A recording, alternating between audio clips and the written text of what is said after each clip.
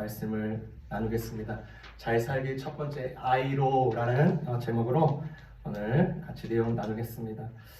여러분, 어떤 자에게 식물을 잘 키우라고 이렇게 맡기면요, 너무나도 이렇게 쉽게 이렇게 죽이는 경우가 많습니다. 저도 그래요. 누군가 저에게 식물을 맡기면 잘 죽입니다. 관리가 잘 안 돼요.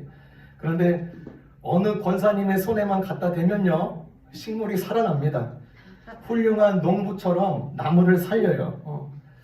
본문에는요, 하나님이 농부로 묘사가 됩니다. 그리고 예수님은 포도나무시고 우리는 가지로 그렇게 그리고 있습니다.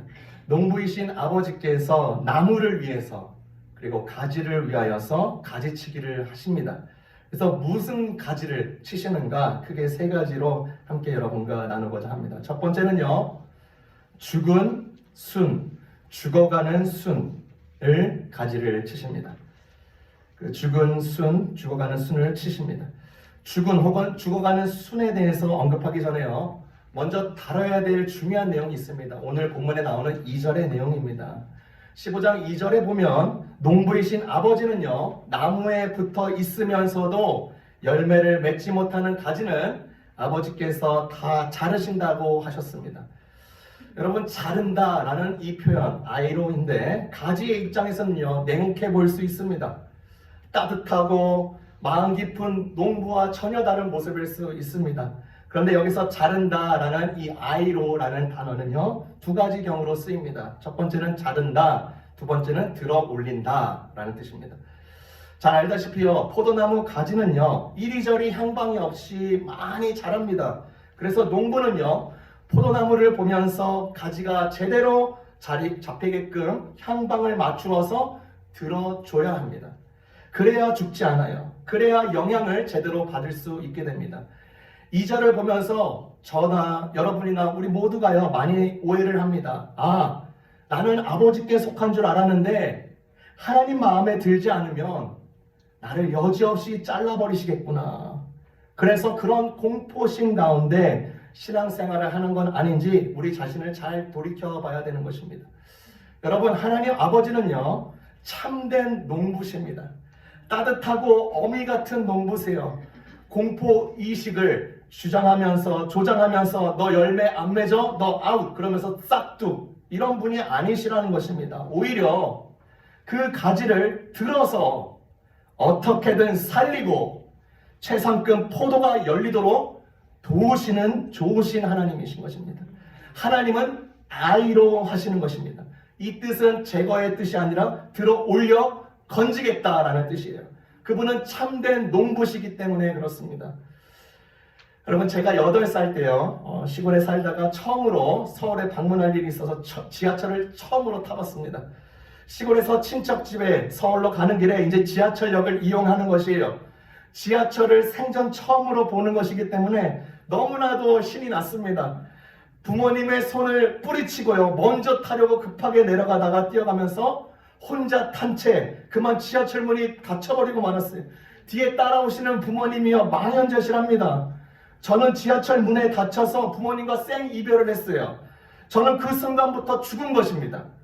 외딴 채 별의별 생각이 다 들어요. 8살인데 제 옆에 아저씨가요, 제 상황을 봤습니다. 그래서 몇 정거장이 지나서 그 지하철역 내 안에 있는 그 편의점에 저를 인계해 주셨습니다. 다행스럽게요, 제가요, 친척 형의 그 집 전화번호를 외우고 있어가지고 그 아주머니께서 그 친척 형에게 전화 연결을 해 주셨습니다.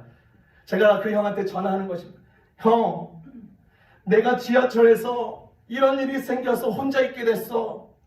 그 친척 형이요, 제 이야기를 듣고 대답합니다. 뭐라고? 알았어. 문아, 내가 너 아이로 하러 갈게.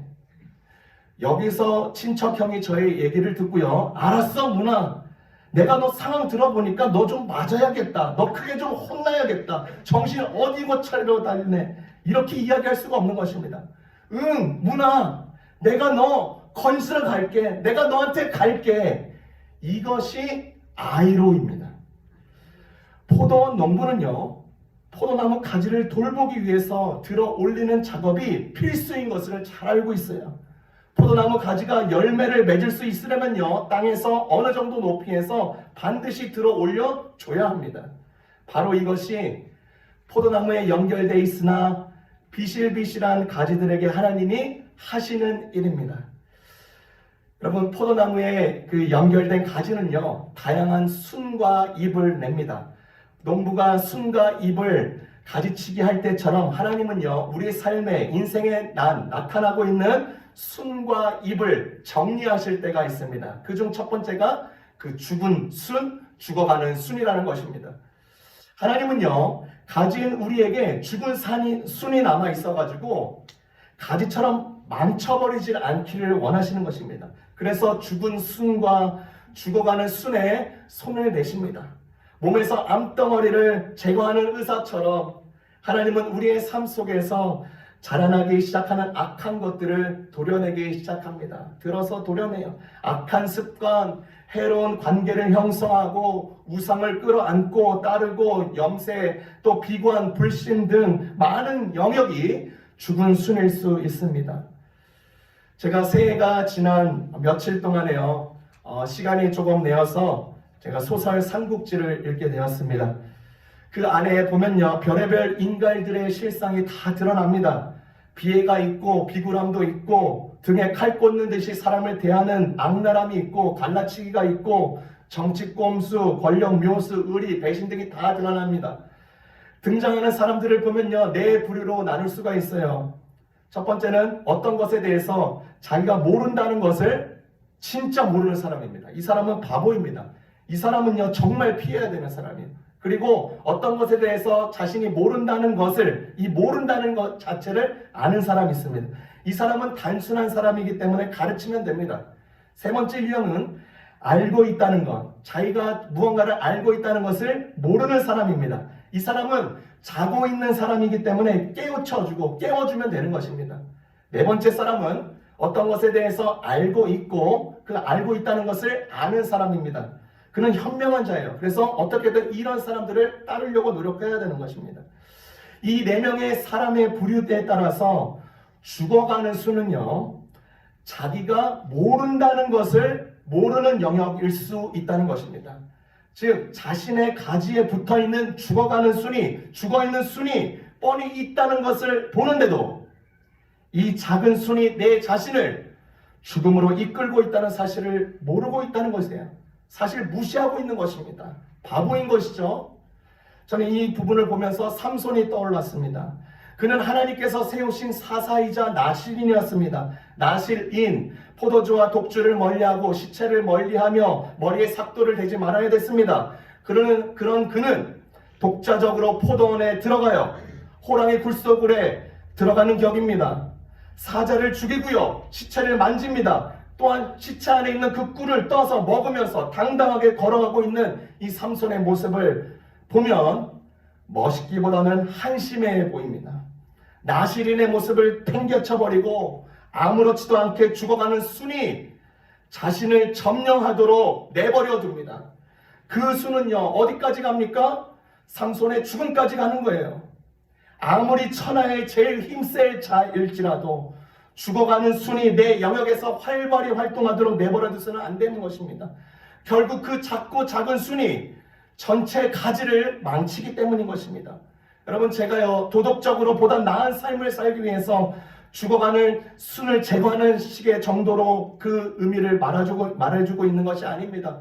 하나님은 내가 내 자신을 봤을 때 여전히 나의 발목을 지금 잡고 있고 또 넘어지게 하고 심각한 악한 팩터 속에서 나타나고 있는 작고 작은 죽은 순을 제거하기를 원하십니다.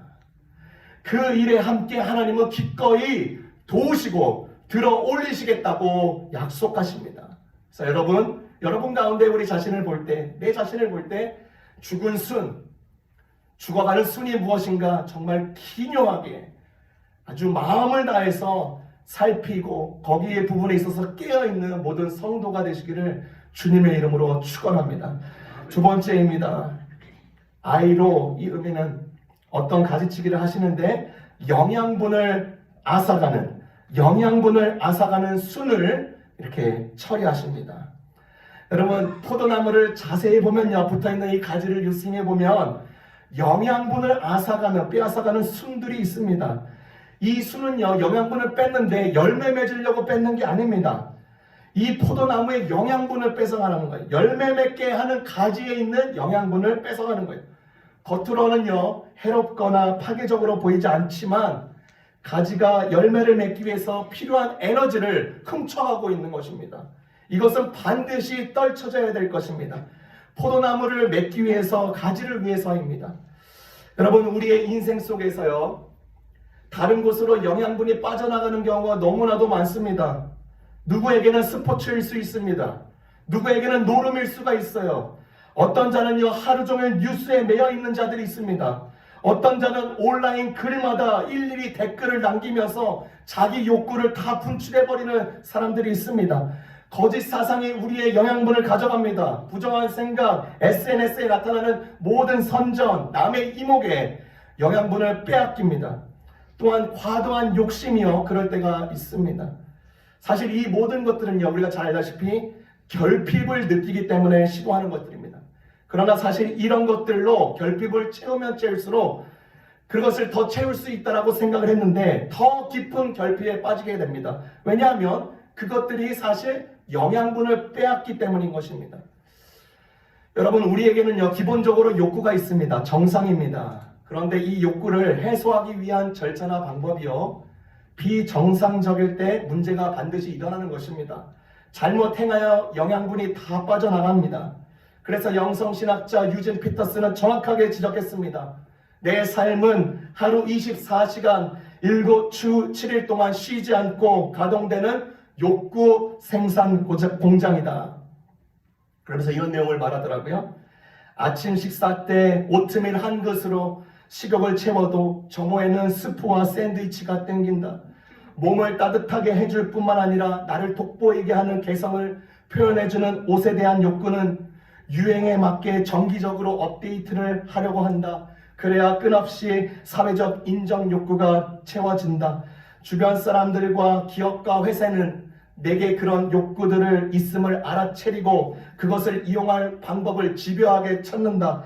처음에는 되게 적법한 욕구로 시작하지만 이내 그것은 왜곡되고 뒤틀리면서 사납고 통제, 불능의 탐욕으로 변한다. 여러분, 우리 자신 욕구 생산 공장인 우리는요, 통제, 불능의 탐욕으로 영양분이 다 빠져나가지 않는지 확인해주는 정확한 지적이 됩니다. 저를 돌아봤어요. 목회자인 제가요, 예전에 전도사 시절 때는요, 말씀을 준비하고 말씀을 증거할 때는 은혜를 끼쳐야겠다, 여기에 집중했던 것 같습니다. 그러니까 무게중심이요, 하나님이 아니라 나인 것입니다. 이것을 통해서 내가 인정을 받아야 됐다는 것입니다. 근데 담임을 하고 나면서 조금씩 바뀌기 시작합니다. 이것을 완전히 깨트리시고 무게중심이 이제 내가 아니라 다른 자들, 그들을 깨우고 건져내야겠다, 이런 주님의 마음을 가지고 가려는 이 마음으로 바뀌더라고요. 여러분, 어떤 사람은요, 사랑을 독차지하려고 하는데 그 영양분을 다 쏟아버리는 사람도 있습니다. 제 둘째 딸이요, 언니에게 가는 사랑과 관심을요, 못 참습니다. 자기가 독차지해야 돼요. 잠시라도 엄마가요, 첫째 딸 이나 씨와 놀고 있으면요, 지가 딱 와서 가운데 머리 쑥 디벼밀고 자신을 센터로 두고 놀자 하는 것입니다. 제가요, 와이프를 포옹을 해주고 있으면 기겁을 하면서 따라오면서 이러면서 스탑! 이럽니다. 경찰 역할하고 있어요. 그래서 제가 요즘 셋째를 못 갖습니다. 아기가 하고 싶은 게 얼마나 많을까요? TV도 봤다가, 그쵸? 책도 봤다가, 밖에 나가서 좀 걷다가, 장난감이랑 놀다가, 많은 것들도 있는데 경찰처럼 감시만 하는데 영양분을 다 쏟고 있는 거예요. 아이 모습을 보면서 어른의 모습도 보이는 것입니다. 내 자신의 모습이 아닌 건지. 여러분, 어떤 사람은요, 어떻게 영양분이 빠져나가냐면 남이 나를 어떻게 생각하는가, 이목에 대해서 그 영양분을 다 쏟아버리고 있습니다. 내가 이렇게 하면 남들이 뭐라고 생각할까? 내가 이렇게 말하면 저들이 나 씹는 거 아니야? 내가 이렇게 하는데 뒤에서 날 흉보는 거 아니야? 여러분, 실제로 나온 통계입니다. 남이 나를 얼마나 생각하는가 통계 조사를 했는데 겨우 5%에서 8%입니다. 남들은 내가 무슨 말을 하는지 어떻게 행동하는지 사실 별로 크게 생각 안 해요. 다들 각자 살기 바쁘고요. 자신의 일에 집중하기 때문에 다른 사람 생각할 여유가 없습니다. 통계적으로 나온 거예요. 근데 만약에 한번 가정해보세요. 남이 나를 흉봤다고 해봅시다. 정호승 시인의 말처럼요. 남의 흉은 사흘입니다. 누가 나를 흉보고 욕하고 버럭버럭 화를 내면요. 남의 흉은 사흘이야 라고 어머님에게 배웠대요. 남이 아무리 흉보고 욕해도 그리 오래 가지 못하니까 너무 화내지 말라는 것입니다. 아무리 남을 욕하는 일에 즐겁다고 안주 삼으면서 나를 욕하더라도 이 바쁜 세상에서 남이 나를 계속해서 욕할 리는 없다는 것입니다. 그래서 남이 나를 흉본다는 것, 남이 나를 어떻게 생각하는가에 에너지를 쏟을 필요가 없는 것이에요. 그곳에 영양분을 소진할 필요가 없습니다. 남이 나를 어떻게 생각하는가 여기에 생각하기보다는요. 내가 나를 어떻게 생각하는가를 하는 게 100배 낫습니다. 영양분을 훔쳐가는 이 지속적인 순 지르기와 관리를 필요로 합니다. 순 하나를 잘라내면요. 참 놀랍게도요. 그 자리에서 새로운 순이 움트기 시작합니다. 이것은 무슨 말을 하냐면 이는 죽을 때까지 끝나지 않는 전쟁이라는 것입니다. 이것도 해보고 저것도 해보고 수많은 광고를 통해서 온라인을 통해서 접하는 모든 정보에 모든 영양분을 쏟아 허비하지 마십시오. 여러분 세상 정신에 가스라이팅 당하지 마세요. 귀를 멀리 두시길 바랍니다. 눈을 멀리 두시길 바랍니다. 결국 영양분을 빼앗는 순을 숨지르게 하는 이유는 가지에 포도 열매가 맺히기 위함인 것입니다. 여러분, 내 삶에 아직도 열매가 안 맺히는데 바로 열매가 안 맺힐 수 있습니다. 그러나 우리에게 영양을 빼앗는 가는 것들을 뒤로 던져버리고 뚜벅뚜벅 걸어가야 합니다. 뚜벅뚜벅 황소 걸음으로 걸어도요 천리를 갈 수가 있습니다. 그런 심정으로 우리 안에 영양분을 빼앗아가는 순이 무엇인가 계속 점검하면서 또 주님의 도우심을 받으면서 순지르기와 관리가 필요한 것입니다. 이 복된 은혜가 있기를 바랍니다. 마지막입니다. 세 번째, 하나님은 우리의 가지에 대해서 아이로 하시는데 어떻게 하시는가? 어떤 부분에 건강한 가지에 이것을 관리를 하십니다. 건강한 가지조차도 자르십니다. 제가 작년에 아파트에 거주할 때요. 들어가는 그 입구 초입에 길가에 멋진 큰 나무들이요 있었습니다. 그런데 어느 날 보니까 아예 칼로 난도질을 당한 듯이 싹둑 잘려져 있어요. 꼭 전쟁을 치른 모습입니다. 딱 몽당 연필 모양이에요. 속으로 저는 그렇게 생각했죠. 이거 너무한 거 아니야. 조경 기술이 너무나도 형편없네. 이 사람 누구야? 해고당하겠다. 올해 제가요 집 밖으로 나오는 길에 심겨져 있는 나무의 모습을 봤는데 작년에 보았던 그 나무의 모습과 똑같았어요. 또 생각하는, 아니 도대체 왜 이러는 거야? 아무리 그래도 이거 너무 심한 거 아니야? 검색을 해봐서 이유를 찾아봤더니 알았습니다. 균형 잡힌 성장과 더 좋은 열매를 얻기 위해서 아주 싹둑 잘라버립니다. 가지가 약해지지 말라고요 순질기를 하기도 하지만 반대로 튼튼한 가지를 잘라주어서 다른 약한 줄기에 영양분이 골고루 갈 수 있게 도와준다는 것입니다.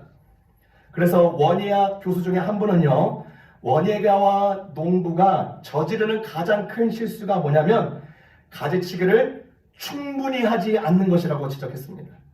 그는 말하기는요, 최소한 성장한 가지의 70%는 잘라내야 된다고 했습니다. 여러분 잘 알고 있는 3년 전 은퇴한 16년 동안 독일의 총리를 한 메르켈 여사, 이분의 아버지는요 목회자였습니다. 이 목회자가요 독일의 서쪽 지역에서 이제 신학을 공부하고 마치면 자기의 고향인 동쪽으로 가서 사역을 하길 원했습니다. 그런데 제2차 세계대전이 일어났고 그러면서 독일은 동과 서가 나눴습니다. 이때 동독에 있던 270만 명의 사람들이 서독으로 다 탈출합니다. 그리고 많은 목회자들도 이 서독으로 다 탈출했어요.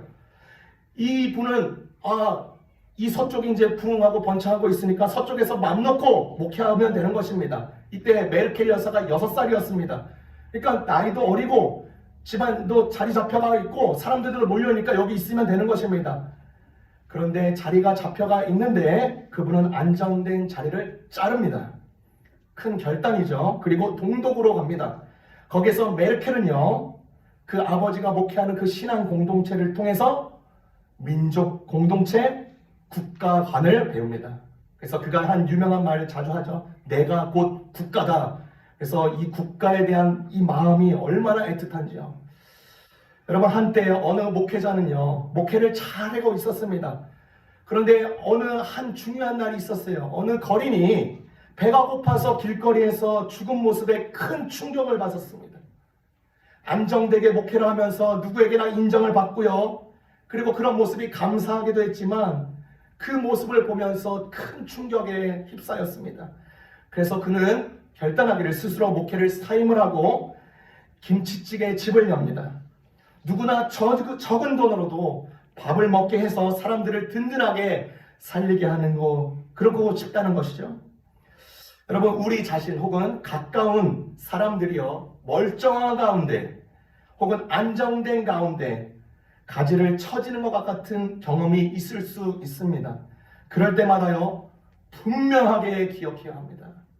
하나님의 가위질은요, 절대로 헛되지 않다는 것입니다. 분명히 약속하셨어요. 더 많은 열매를 맺고자 함이라. 메르켈 여사의 아버지나요, 김치찌개를 열었던 이 목회자처럼요, 가지가 잘릴 때는요, 아픔과 같고요, 말도 안 되고요, 흉해 보이고요, 어떤 미래가 그럴지 막막할 것 같은데 다양한 곳에서 다양한 열매를 맺고 있습니다. 예수님도 그랬죠. 예수님도요, 멀쩡했습니다. 아주 큰 명성을 얻었습니다. 사람들도 제법 많아졌어요. 극히 인정할 때 그의 몸이 십자가에서 가지치기 당했습니다. 그로 인해서 끝난 줄 알았지만 더 많은 열매가 맺혀졌고 지금도 맺혀지고 있는 것입니다. 건강할 때, 안정될 때, 평안할 때, 미래가 확실해 보일 때 가지치기는 분명한 하나님의 의도가 됩니다. 말이 안 돼 보여도요, 거기에는 큰 미래를 담고 있기 때문입니다. 그래서 내가 잘림으로 인해서 누군가를 위해서 내가 희생으로 잘리고, 용서로 잘리고, 용납으로 잘리고, 인내로 잘리고, 섬김으로 잘릴 때 그것은 패배가 아니라 거기서도 열매가 맺히고 나를 통해서도 다른 자들도 세워지는 것을 보게 됩니다. 그래서 요한복음 15장의 12절부터 13절에 서로 사랑하라, 그리고 형제를 위하여 목숨을 버리는 자는 가장 큰 사랑 없나니, 그 사랑을 말하는 것이 이 부분과 연결이 되는 것입니다. 그 끝은요, nothing이 아니라 greating으로 연결된다는 것이죠. 하나님은 분명한 그림을 갖고 계시고 그리고 계시니까 그분의 가지치기는 분명 믿기에 충분하다는 것입니다. 여러분, 세상에서요, 제일 힘든 일이 무슨 일인지 아십니까? 그것은요, 그냥 사는 것입니다. 그거 정말 힘든 것입니다. 사는 것도 힘든데 그냥 사는 것 더 힘듭니다. 그런데 하나님은요, 우리 참된 농부 되신 하나님께서 우리가 잘 살도록 분명하게 알려주셨습니다. 도우십니다. 그분은 그리고 그분에게 가르치기를 요청하면서 아이로 제하시며 들어 올리시는 좋으신 하나님의 이 귀한 역사가 우리 삶 가운데 구석구석 일어나시기를 주님의 이름으로 축원합니다.